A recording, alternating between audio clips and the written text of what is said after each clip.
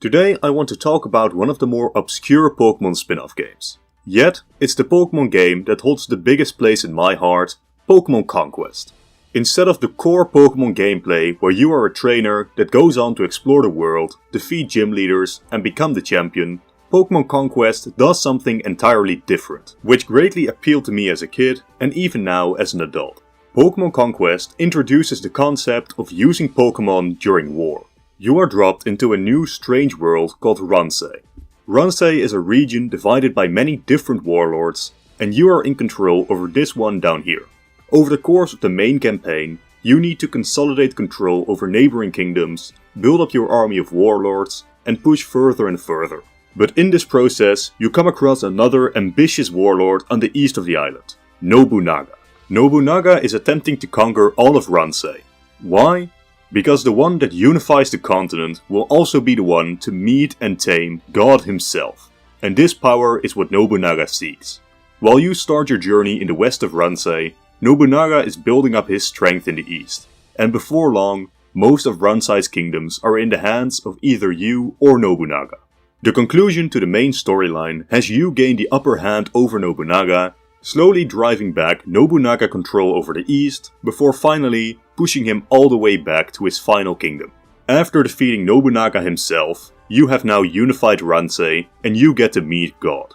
But Nobunaga interferes, and after a climactic final battle, you have finally completed the main campaign, plunging Ransei into a new period of peace and prosperity. But that is not where the gameplay has to end, not at all. After finishing the main story, you unlock a whopping 37 new campaigns, some short, but some as long as the main story itself was. All fun and unique in one way or another. All of this greatly appealed to me, and I spent hours as a kid conquering and reconquering Ransei time and time again, while playing with the hundreds of characters and Pokemon that the game has to offer. But then I grew up, and I grew an interest in history. Pokemon Conquest was not just some imaginary setting invented by Nintendo so we can use Pokemons to fight each other. No. Pokemon Conquest was based directly on the Sengoku period of Japan. The Sengoku period in Japan saw the islands divided between various warlords known as daimyo, who fought each other for control. The comparison isn't perfect, as Sengoku Japan had an emperor and a shogun, providing some semblance of unity to Japan despite the daimyo fighting for control, which Ransei lacked, as the only unity in Ransei is brought by the raw power of Pokemon and Conquest. Oh, yeah, and I'm pretty sure the Japanese daimyo didn't attempt to conquer Japan in hopes of meeting and taming the power of a god. But the lore of Pokemon Conquest goes way deeper than just the general theme of Sengoku Japan. There are 163 characters in the game. Literally every single one of them is based on a real-life person from Sengoku Japan.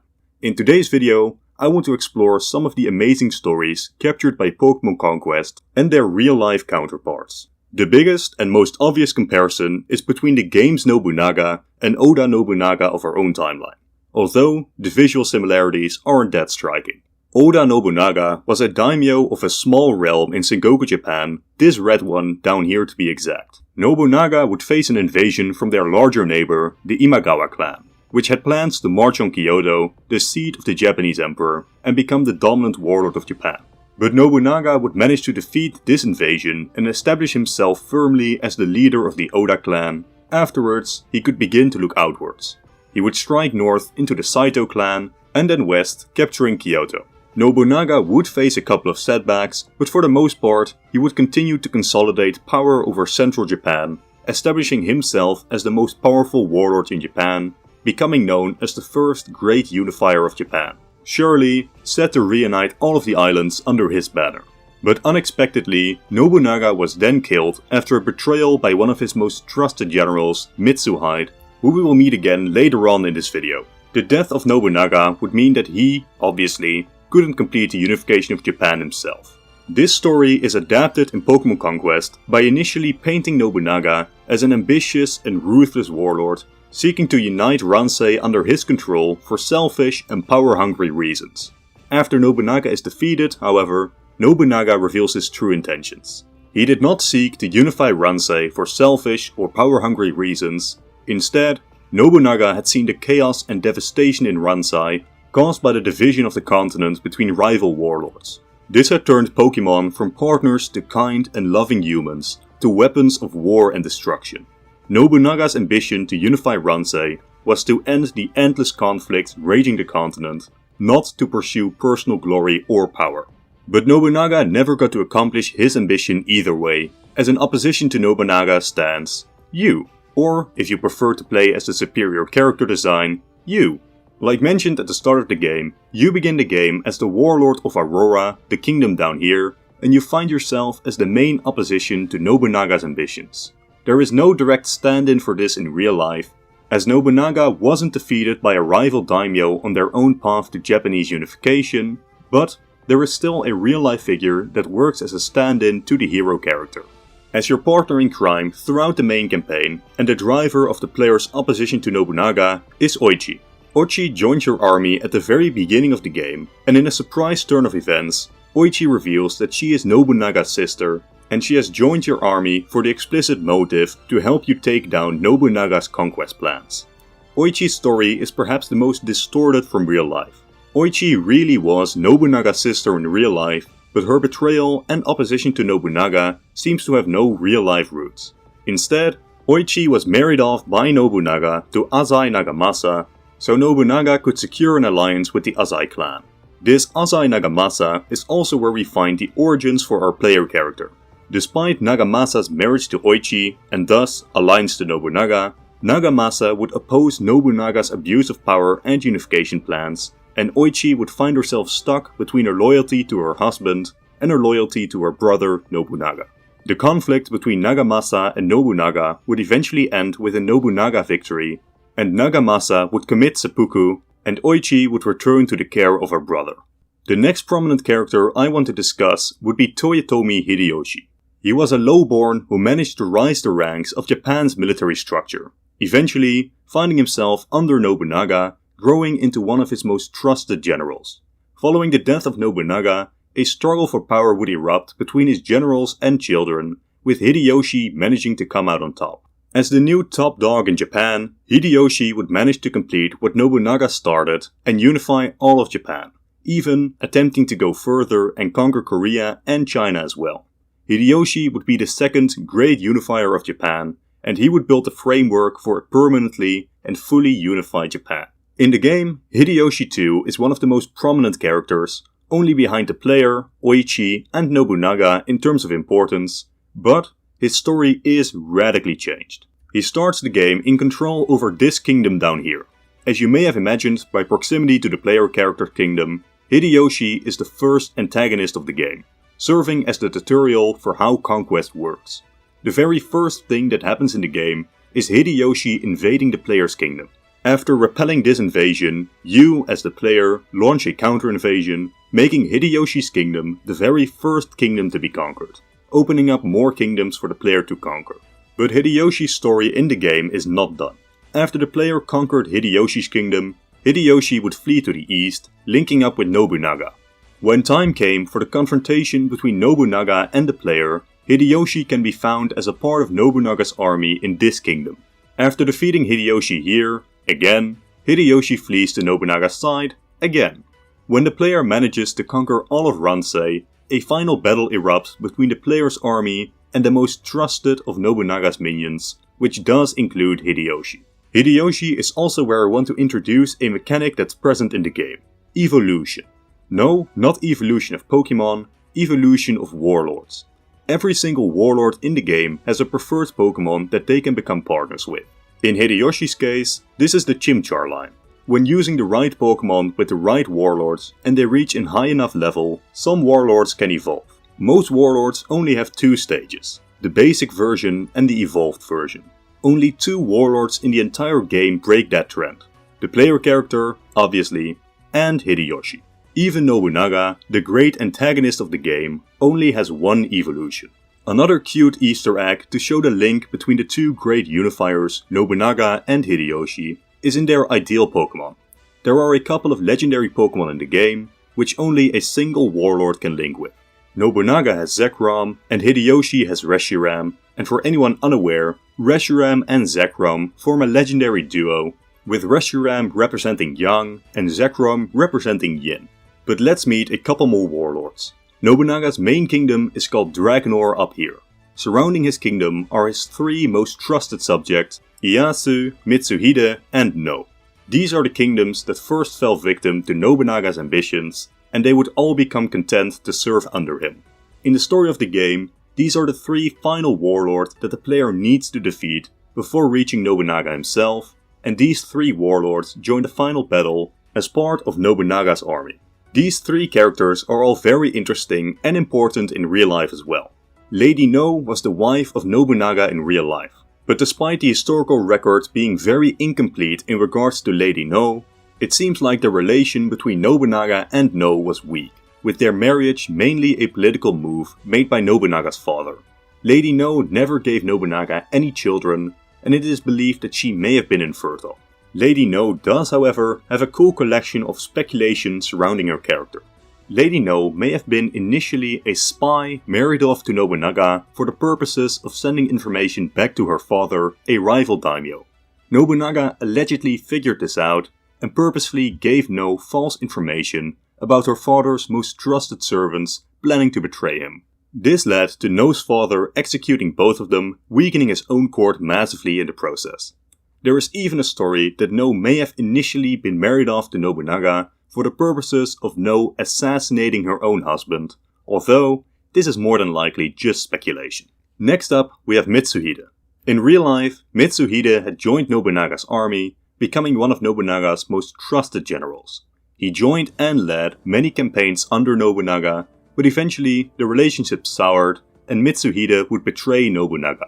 He would march his army towards a temple at Hanoji, where Nobunaga was residing, laying siege to the temple. This would be where Nobunaga meets his end, as he was either forced to commit seppuku or he would die during the fighting. Mitsuhide would then attempt to place himself as Nobunaga's successor, but pretty much nobody supported his claim, and after only 13 days, his ambitions would be quelled by a bad case of dying. Mitsuhide would be the inspiration for the phrase Mikateneka, meaning short-lived reign. Ouch. In-game, this story by Mitsuhide is adapted into one of the coolest side campaigns of the game.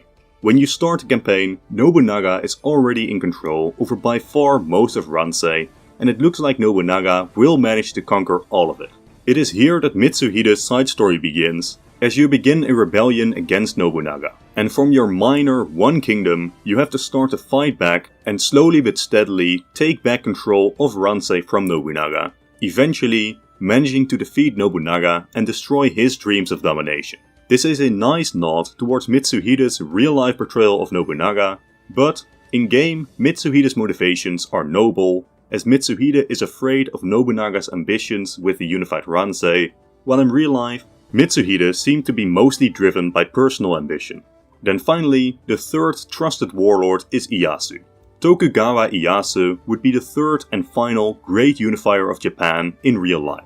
Ieyasu would find himself as a subject under Nobunaga during Nobunaga's attempts to unify Japan, building up his own personal strength in the background while remaining loyal to Nobunaga. Upon Nobunaga's passing, Ieyasu would attempt to succeed him, but eventually he would back down and pledge his allegiance to Hideyoshi instead. While Ieyasu would help Hideyoshi consolidate control over Japan, in the background he would be building up his own power base in the Kanto region. No, not that one. Becoming one of the most powerful daimyo under Hideyoshi. When Hideyoshi would pass away, Ieyasu would strike from his powerful position and seize control over Japan himself. Ieyasu would then establish himself as the 3rd great unifier after Hideyoshi and Nobunaga. When Ieyasu would manage to take control over Japan, he was 60 years old, and he had by this point outlived all other great warlords from the era. Then there are 2 final figures that I want to mention, although there are literally hundreds of more figures represented in this game, which I urge you to explore yourselves, but I had to put a cap to this video's length at some point. These 2 figures are Shingen and Kenshin, 2 of the most legendary warlords of Sengoku Japan, both famed for their military genius, with Kenshin being known as the Dragon of Echigo or the God of War, while Shingen was widely regarded as the only man who may be capable enough of defeating Nobunaga. Both of them were located in northern Japan, and the 2 warlords would develop an intense but extremely respectful rivalry with each other, both extremely careful of the other's skill when engaging the other in conflict. They would fight one large battle against each other, the Battle of Kawanakajima, where Kenshin would personally ride up the Shingen and slash at him. Shingen would manage to repel and Kenshin would be forced back, but even this simple and short interaction became one of the most well-known and legendary one-on-one battles in Japanese history. The Battle of Kawanakajima was considered a draw, but both sides suffered such massive casualties that the battle would become the single most deadly one during the entire Sengoku period. The Shingen-Kenshin conflict was marked by a deep mutual recognition and respect, which makes it my favorite in all of Japanese history. When another clan, the Hoyo, would embargo salt shipments to Shingen's province, Kenshin would divert salt from his own domains to Shingen, proclaiming that he wishes to fight not with salt, but with a sword. When Nobunaga began his rise to power, it was considered that Shingen was the final warlord left capable enough to stand up to Nobunaga. Shingen would engage in conflict with Nobunaga, planning to march on Kyoto and ending Nobunaga's attempts at unifying Japan. Shingen would make a good attempt, but then he would die of unknown causes during the siege of Noda Castle. Shingen's successor wouldn't manage to fix what his father had started, and Nobunaga would manage to defeat his last great rival to Japanese unification. Shingen was a deeply respected man. Upon his passing, Kenshin reportedly wept, stating, "I have lost my good rival, we won't have a hero like that again." Once again underpinning the amazing rivalry between these two great men that makes my heart skip a beat. But Shingen's accomplishments went further than just military, as Ieyasu, when taking over all of Japan, borrowed many administrative and government innovations from Shingen. As has probably become abundantly clear, the tale of these two rivals is my favorite in all of Sengoku Japan, and in my opinion, Pokemon Conquest captured it beautifully. During the main campaign, Shingen and Kenshin controlled these two kingdoms at the center of Ransei. They are spoken of very highly by all the other characters, said to be the only warlords that Nobunaga still fears. You get to challenge one of them to war, and after defeating one of them in combat, the other would join your side voluntarily, out of respect for you managing to defeat their rival, sending you into the late game with two absolute powerhouses on your team, with cool lore behind them too. In their side stories, their rivalry is also beautifully captured. You find Ransei divided between the two rivals, but instead of waging total war trying to destroy each other, the two meet up and agree to hold a competition. The first to win 5 engagements against the other would win, and the other would simply resign. The story of Kenshin and Shingen is amazing in real life, and it's the best character story in Pokemon Conquest as well. But with that, I will conclude this video. I hope you enjoyed, and I encourage you to check out the game, as it's really neat. I thank you all for watching. If you enjoyed the content, consider subscribing and leaving a like and a comment to help out against the algorithm. A special thanks to Lord Atlantean, Yoshi, Jonathan White, Predator, Greyshot151, Alexander Brown, John, Brzemek Petrotsky, Firelord Marklin, Dinkelberg and Slayer for supporting me on Patreon. Consider supporting me there for early access to videos and a shout out at the end of every video. Again, thank you all for watching and goodbye.